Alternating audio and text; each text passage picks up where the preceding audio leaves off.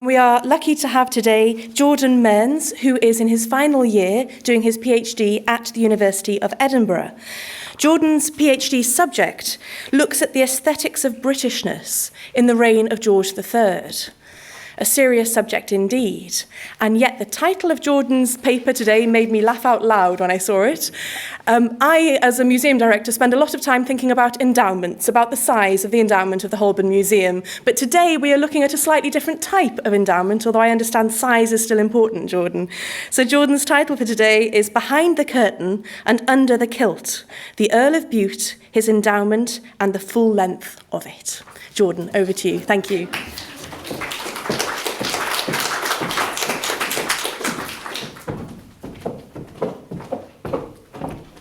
Thank you very much. I'd like to begin by briefly thanking the organisers of this conference, setting my stopwatch, and noting that this paper is drawn from a longer chapter in my PhD, and so I hope it hasn't suffered too much in compression.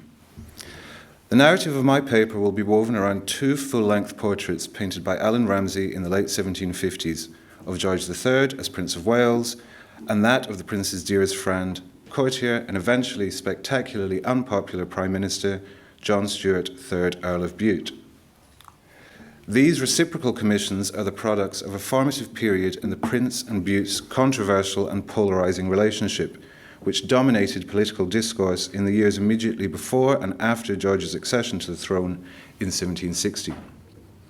Bute commissioned the portrait of the Prince in late 1757-8, by which time he had already ruffled court feathers, having been installed as the groom of the stool, the most senior position in the heir to the throne's household. Prince George returned the gesture by commissioning a portrait of Bute the same year, initiating a close association with Ramsay, which would result in a series of formal portrait commissions of the royal family, including the highly lucrative Coronation Portrait Commission, which involved the production of innumerable copies, and eventually Ramsay's appointment to the office of Principal Painter in Ordinary to George III in 1761. George's sustained patronage of Ramsay was construed as proof of the charges laid at Bute's door that he was instrumental in procuring lucrative positions for his fellow Scots through his purportedly unseemly behind-the-curtain influence over the young king and prince. After cataloguing a succession of prominent Scottish appointments in the royal household, court, and in public offices in the early years of George's reign, the anonymous author of a bitterly Scotophobic invective pamphlet entitled Le Montagnard Parvenu highlights the king's suspect patronage. The title of the pamphlet, Le Montagnard Parvenu, Le Montagnard, French for mountaineer, is a term associated with Jacobites in this period of the 18th century, and parvenu is self-explanatory. The author writes, "Had not every English subject reason to stare at finding their beloved young king's picture painted by Ramsay, and not by the appellee's hand of Reynolds? And the reason is obvious. The former is a Scot, and the latter an Englishman. Ramsay, for anything we may know, may be as honest and worthy a man as any in society, but it cannot, we hope, amount to any misprision of treason to say that Reynolds is a more masterly painter, and were Alexander alive, would be chosen by him in preference to the other." The author of the pamphlet seizes upon Ramsay's royal patronage as symptomatic of wider political concerns surrounding Bute's supposed influence and rise to high office. Counterpointing London's two leading portraitists, Ramsay and Reynolds, in national rather than artistic terms, echoes the widespread anti-Scottish sentiment of the 1760s, most famously mobilised by John Wilkes in the periodical The North Briton. The inclusion of Ramsay in the pamphlet also hints at the intense but downplayed rivalry between Ramsay and Sir Joshua Reynolds at this juncture in their careers. It is worth noting that Reynolds never received a direct commission from King George, despite being appointed First President of the Royal Academy. And an example of this underplayed, I'd say, rivalry between the two artists is this portrait, which Reynolds produced speculatively of George III. It was never accepted. And in this portrait, I think there's a very definite attempt on Reynolds' part to appropriate the style of Ramsay. This is one of the closest examples to Ramsay's style I think you can find in Reynolds' output. The procurement of reproductive prints of the portrait of the young prince was similarly drawn into the realm of broader national politics, The task of engraving the portraits was offered by Ramsay, but subsequently declined by his countryman, the engraver Robert Strang. Strang's impolitic decline of this royal commission inspired charges of disloyalty to the Hanoverian crown, and a permanent breach in the artist relationship, narrated in a series of frenzied letters between the artists, points to the fraught nature of this episode and the lingering spectre of Jacobitism in the 1760s, also hinting at the fragility of Anglo-Scottish relations in the period. Thus, despite their conventional formality, the seemingly innocuous and remote portraits served as a focal point around which broader political issues coalesced, and thus offer a rich seam of interpretive potential. The intermingling of the realms of art and national politics chimes well with Holger Hook's observation in his detailed institutional history of the Royal Academy that discussion, quote, that discussion of the arts, artists' activities, and institutional politics reflected or contributed to wider political discourses. The troublesome scandals mentioned above and the fraught politics of royal patronage are important expressions of the interface between art and politics, which predate the foundation of the Royal Academy in 1768 and provide, at least in part, an explanation for why Ramsay so conspicuously distanced himself from that institution. The two prestigious full-length portraits of Prince George and Bute occupy a pivotal role in the establishment of Ramsay's career, serving as a platform to examine Ramsay's cultivation of courtly patronage and rise through the artistic ranks. However, as visual documents, the portraits are surprisingly mute, approached as little more than conventional courtly portraits. At this stage, I wish to return again to the portrait of Bute itself and tease out an oblique relationship between it and one particular scandal, a courtly intrigue involving Bute, which surfaced in 1755-6 and proliferated in an extraordinary deluge of satirical imagery and political polemic throughout the period of Bute's political ascendancy, until his eventual resignation in 1763. Bute's sway and rise to power in the young Prince of Wales's household was deeply contentious. Having beaten the presumed candidate for the groom of the stool to the top job, rumours began to circulate regarding the circumstances of his hasty ascendancy. Bute's closeness with the prince's mother, Augusta, Dowager Princess of Wales, was widely suspected as the source of his preferment. The Earl of Chesterfield, who chronicled the closeness between Bute and the prince, commented that Bute entirely engrossed not only the affections, but even the sense of the young prince, who seemed to have made a total surrender of them to Lord Bute.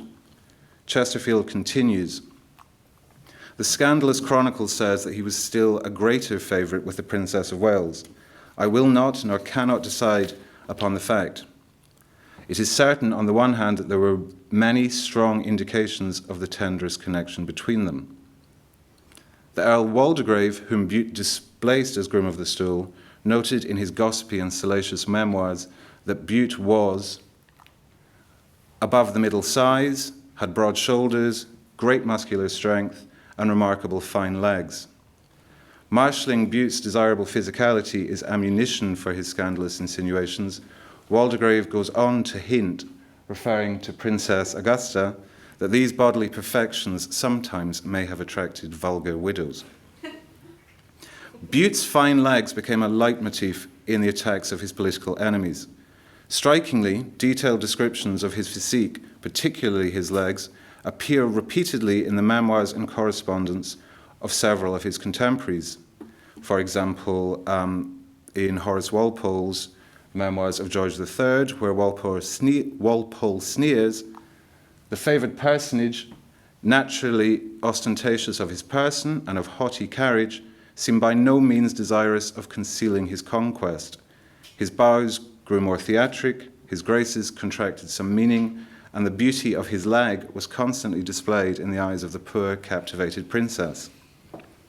Walpole continues, "The eagerness of the pages of the back stairs to let her know whenever Lord Bute arrived, a mellowness in her German accent, as often as she spoke to him, and that was often and long, and a more than usual swimmingness in her eyes, contributed to dispel the ideas that had been conceived of the rigour of her widowhood." Both aristocratic annalists eroticize Bute's legs. casting them as a noteworthy facet of his physique and key to his seduction of the princess. Sir Nathaniel Wraxall, diarist and author, also mentions Lord Bute's legs in his memoirs, noting particularly how his physique played a role in the critiques of his enemies. He writes, "Lord Bute, when young, possessed a very handsome person, of which advantage he was not insensible, and he used to pass many hours every day, as his enemies asserted, occupied in contemplating the symmetry of his own legs during his solitary walks by the side of the Thames." The significance of Lord Bute's well-developed and alluring legs is memorably chronicled in an anecdote relating to his sitting for Allan Ramsay's full-length portrait. The painter and engraver Thomas Smith recalls in his work Nollekens and His Time, I once heard Ramsay the painter say that Lord Bute's leg was allowed to be the handsomest in England, and that whilst he was standing to him for his whole-length portrait engraved by Ryland, that his lordship held up his robes considerably above the right knee so that his legs should be entirely seen, in which position he remained for the space of an hour. And it is a very remarkable fact that the forefinger of the hand supporting the robe is pointing down the leg. Going on, the same author, John Thomas Smith, relates an anecdote in which he again foregrounds the professional rivalry between Allan Ramsay and Sir Joshua Reynolds, this time in terms of their depiction of male legs, in which the latter tries to outdo Ramsay in the depiction and celebration of exquisite aristocratic legs. When the Marquess of Rockingham was standing to Sir Joshua Reynolds for his whole-length portrait engraved by Fisher, his lordship asked the painter if he had not given a strut to the left leg. "My lord," replied Sir Joshua, "I wish to show a leg with Ramsay's Lord Bute." In Ramsay's portrait, I'm going to jump around a bit, sorry. In Ramsay's portrait, Bute's celebrated legs indeed play a conspicuous role. In the portrait, Bute's gleaming white silk stockings stand out against the shadows of his flowing robes. His nonchalant cross-legged stance, expressive of refined masculinity, also allows for the maximum exposure. One leg is presented frontally, the other delineated side-on, thus affording an in-the-round view and emphasizing the ample swell of Bute's well-developed calf muscles. As flagged by Smith, Bute's left hand, which gathers his robes so that we might better admire his full calves, is posed so that the index finger points downwards. This gesture imparts a graceful downward sweep to the composition and also reads visually as a command, seemingly inviting us to admire the legs that Bute so conscientiously exposes to our view. A further moment of compositional intricacy results from Bute's strategic robe gathering. As Ramsay's scholars are keen to point out, the artist lavished much attention on sitters' hands, investing them with meaning and compositional importance. Thus, it seems justified to read, if heuristically, into this seemingly incidental detail played out on the canvas. In the process of gathering up his robes to showcase his legs, a corner of ermine-edged red velvet forms a triangular swathe of material which casts a pull of shadow and serves to decorously obscure and de-emphasize Bute's groin. At the heart of Ramsay's portrait, then, there seems to be a deftly articulated and precisely orchestrated tension between display and obfuscation. In one graceful gesture, Bute simultaneously reveals and decorously conceals. Joseph Montaigne devotes a chapter in his recent study, From Still Life to the Screen, to the visual trope of the screen in 18th century visual culture, in which he argues for a similar tension. Montaigne writes that the screen serves to conceal, but paradoxically can also reveal more than it hides by calling attention to the very process of obfuscation. The corner of ermine-trimmed velvet, which obscures Bute's groin, functions in a similar way to Montaigne's screen, paradoxically serving to emphasize an area of Bute's physicality, which was to become a regular feature in the extraordinary deluge of graphic satires with which he was harangued in the 1760s. Among such images, Sawney discovered, or The Scotch Intruders, is a salacious and formally innovative example, which dramatises the alleged relationship between Bute and the Dowager Princess of Wales by employing this trope of the screen.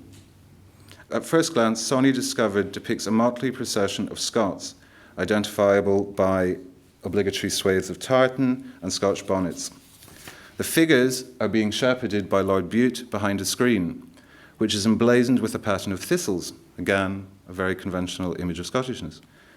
The screen bears the Latin motto of the Order of the Thistle, Nemo me impuni lacessit, no one touches me with impunity, which is re-rendered in English as no one touches me but gets the itch, imbuing the august motto with a slant of venereal disease.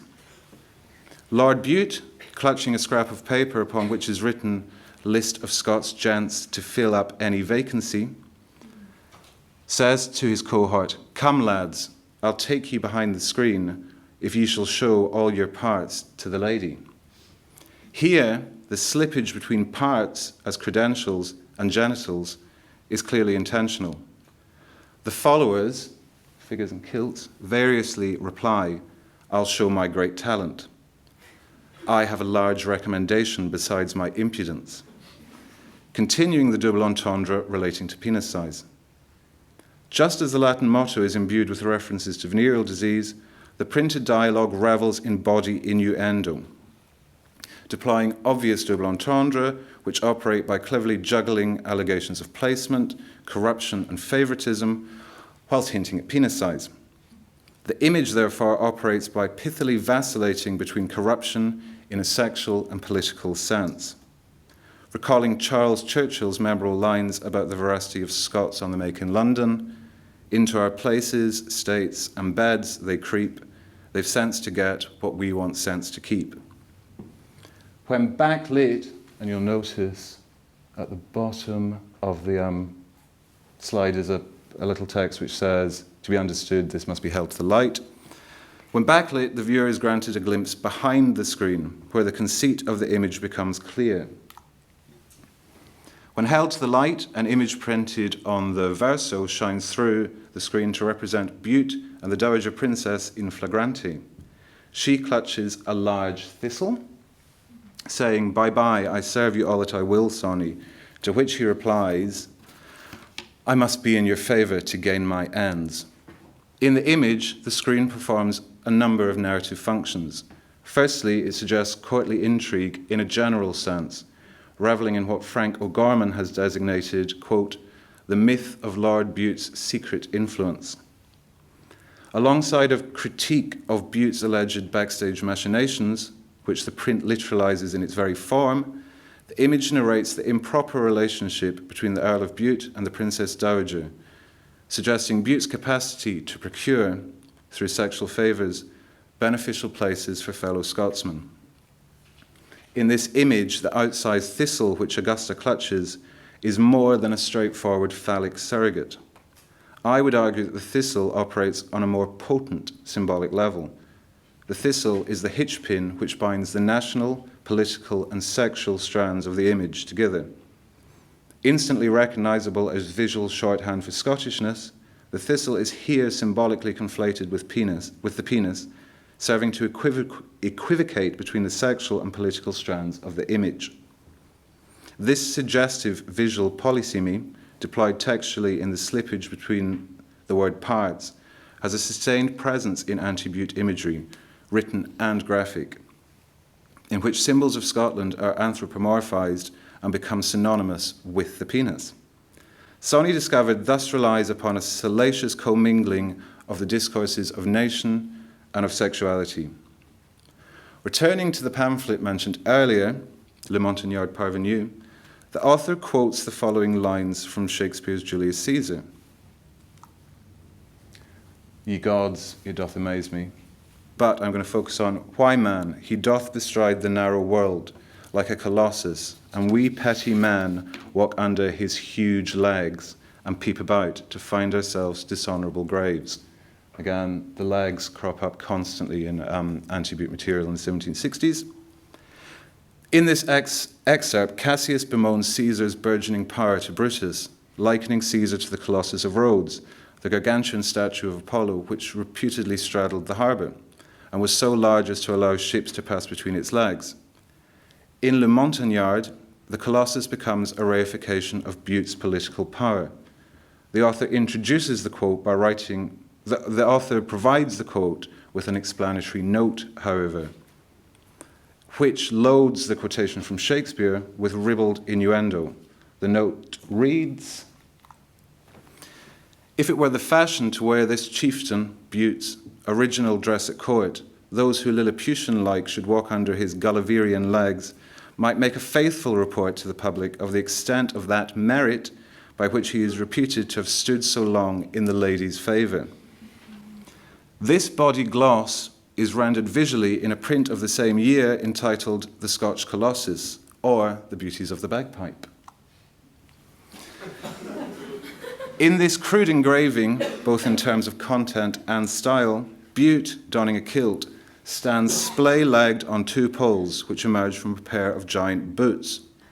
The boots are a play on the phonetic similarity of Bute and boot, which became a rebus-like emblem for Bute. Between his leg, Bute dangles a sagging bagpipe, the bag of which denotes a large scrotum, the pipe an enormous flaccid penis. A speech bubble issuing from Bute's mouth reads, "I'll straddle o'er the English," a clear sexual innuendo which again serves to suggest both his sexual and political dominion over the English. Beneath him, his arms outstretched, the Dowager Princess of Wales stands gazing upwards, his kilt affording her a clear prospect of his enormous genitals. A speech bubble rising from her mouth reads, "I'd sacrifice all for his bagpipe. Oh, he's my dear Rizzio." The text underlines Augustus' sexual desire for Bute, likening him to Rizzio, i.e. David Rizzio, the courtier and favourite and reputed lover of Mary Queen of Scots.